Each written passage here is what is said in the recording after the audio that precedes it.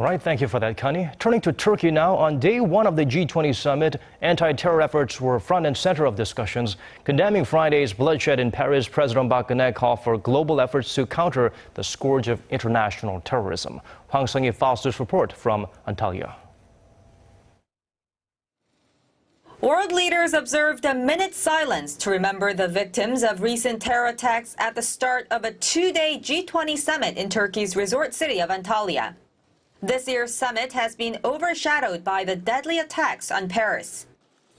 At a working dinner on Sunday, President Park denounced the bloodshed. The president stressed that terrorism continues to evolve. Its new forms threaten the lives and basic values of people around the world. She said terrorism has become a cancer within the international community that hinders world peace and security.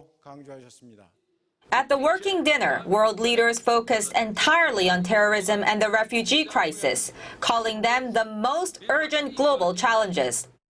President Park said the UN Security Council resolution on blocking the flow of foreign fighters to Iraq and Syria must be put into force. She added South Korea will contribute by bolstering legal measures to sever the flow of cash to terror groups. The South Korean leader said the terror attacks on Paris calls for the attention of not only the G20 leaders, but also the collective intelligence and courage of the world. On the final day of the summit, the leaders will adopt a joint statement reiterating their commitment to stay united in combating terrorism.